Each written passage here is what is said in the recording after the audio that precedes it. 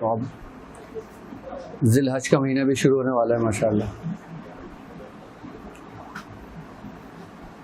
یہ جو 10 دن ہے نا 10 ذی الحج کے، اس کی بڑی اہمیت ہے. یہ وہ 10 دن ہے کہ جس کا ذکر قرآن میں ہے، کہ سورہ فجر میں جس کا ذکر کیا گیا ہے 10 راتوں کا. میں حضور فرماتے ہیں کہ ذی الحج کے جو 10 دن ہوتے ہیں نا، اس 10 دن کی جو پڑھائی ہوتی ہے، ایک دن کی پڑھائی عام 40 دن کے برابر ہوتی ہے. اور زیادہ تر میاں حضور فرماتے ہیں کہ اگر جب تمہیں ذی الحج کا مہینہ نصیب ہو تو تم سورہ کوثر کی زکوٰۃ ادا کر لو، کیونکہ سورہ کوثر جو ہے نا ان 10 دنوں کی مناسبت اور نسبت رکھتی ہے. کیونکہ سورہ کوثر کی 3 آیتیں ہیں اور ہر آیت میں کے اندر تقریباً 10 حروف ہیں، تو یہ 30 حروف بنتے ہیں. اور اگر ان 10 دنوں کے اندر سورہ کوثر کی زکوٰۃ ادا کر لی جائے نا تو پورے سال رہتی ہے. وہ پچھلے سال بھی حضور نے پورا اس کا طریقہ کار سمجھایا تھا. اور سورہ کوثر کی جو لوگ زکوٰۃ ادا ان 10 دنوں کے اندر کر لیتے ہیں، یہ سمجھ لو کہ ان کے پورے سال ان کی کارآمد رہتی ہے. اس کی زکوٰۃ ادا کرنے والا جادو سے بھی محفوظ ہو جاتا ہے. اگر کوئی گھر متاثر ہوتا ہے شیاطینی جنات سے، ان سے بھی محفوظ ہو جاتا ہے. نظر بد سے بھی محفوظ رکھتی ہے، حاسدوں کے حسد سے بھی محفوظ رکھتی ہے. اس کی جو زکوٰۃ کا طریقہ کار ہوتا ہے، یا تو آپ اس کو 10 دن میں 1.25 لاکھ کر لیں اگر ہمت ہو، اور اگر 10 دن میں 1.25 لاکھ آپ نہیں کرتے تو آپ 10 دن میں 43,000 کی تعداد کمپلیٹ کر لیں، یعنی کہ 43,000 کی. اب 43,000 کی تعداد کو پوری کریں گے تو 4300 مرتبہ روز پڑھی جائے گی. اگر کچھ لوگ 4300 کی تعداد پوری نہیں کر سکتے تو وہ 3 دن کر لیں، یعنی کہ 7, 8 اور 9. اس میں 920 مرتبہ 2 دن پڑھی جائے گی اور 921 مرتبہ تیسرے دن پڑھی جائے گی. اس 3 دن میں بھی یہ نارملی بھی اگر زکوٰۃ ادا کر لیں گے نا تو زکوٰۃ ہو جائے گی.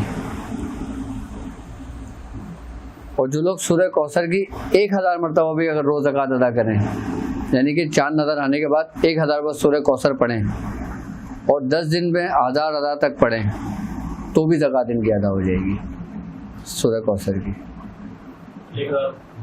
1000 مرتبہ روز پڑھو گے نا تو 10 دن میں 10,000 کی تعداد مکمل ہو جائے گی. تو ایسے بھی آپ کی زکوٰۃ ادا ہو سکتی ہے.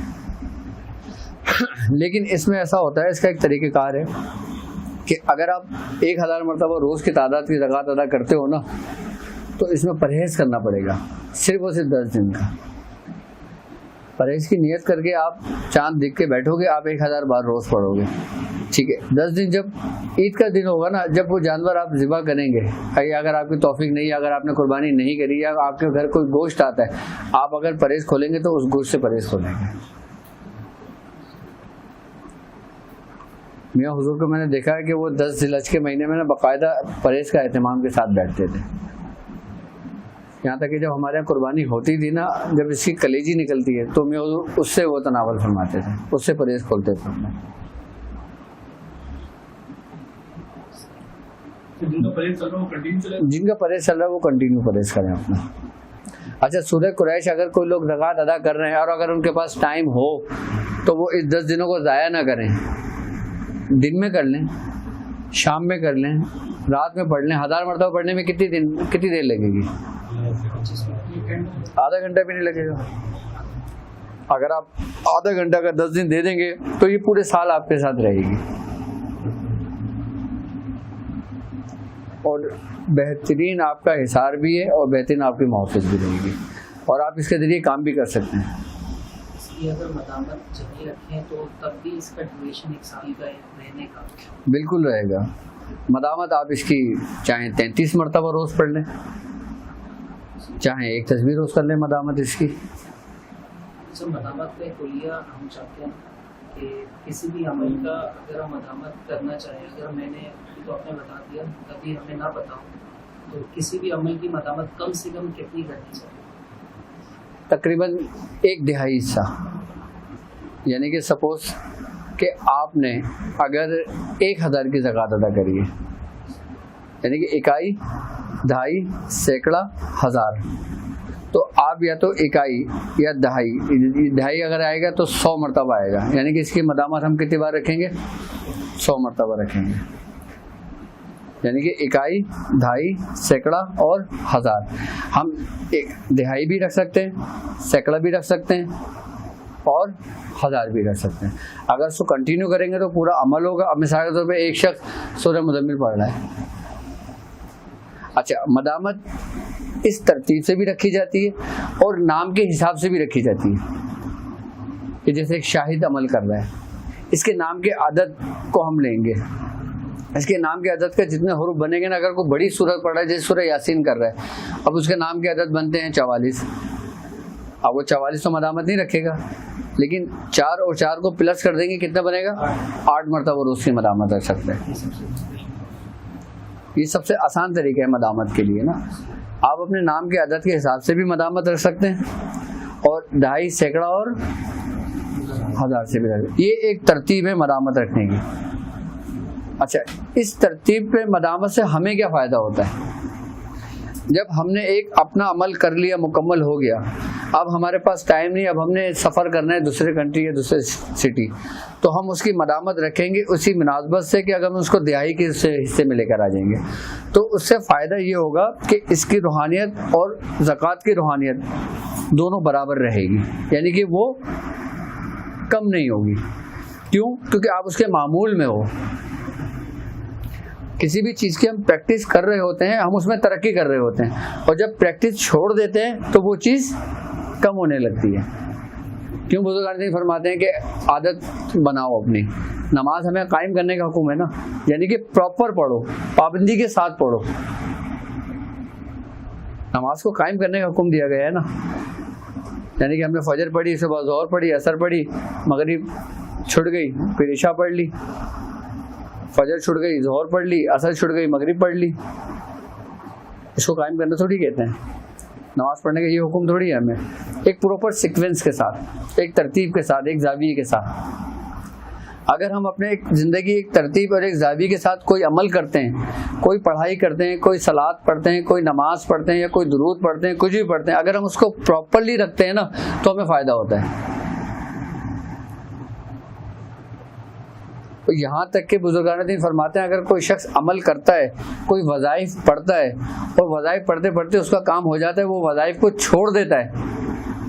یعنی کہ آپ نے ایک نیت کا وظیفہ شروع کیا کہ میں اپنی بیٹی کی شادی کے لیے پڑھ رہی ہوں، آپ نے وہ عمل پڑھنا شروع کیا، آپ کی بیٹی کی شادی ہو گئی، آپ نے وہ عمل چھوڑ دیا.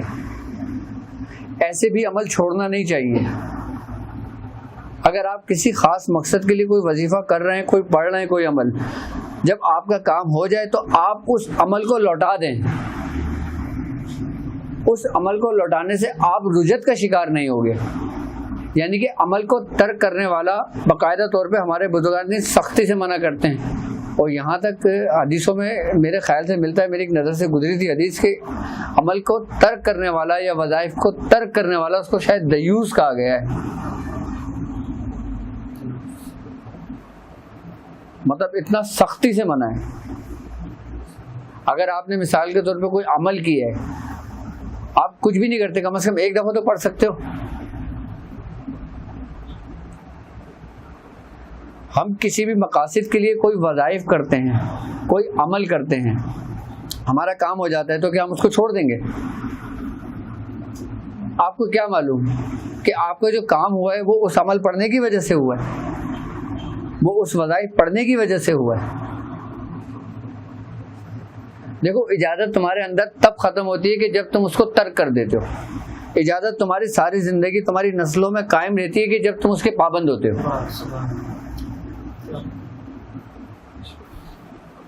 اب لوگ ہیں نا ہر عمل کی اجازت چاہتے ہیں کہ ہمیں اس عمل کی بھی اجازت دے دیں، اس عمل کی بھی اجازت دے دیں، اس عمل کی بھی اجازت دے دیں. اب لوگ آگے منزل کی طرف بڑھتے رہتے ہیں. پیچھے کا جو راستہ ہے وہ اس کو بھول جاتے ہیں, جو ان کے لیے فائدہ مند نہیں ہے.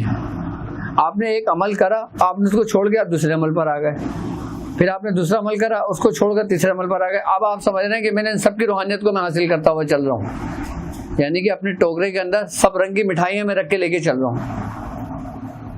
یہ اس وقت ہی ممکن ہوگا کہ جب آپ پابندی کے ساتھ اس کو اپنے معمول میں بھی رکھیں. کیوں بزرگان دین صاحب دعوات ہوا کرتے تھے؟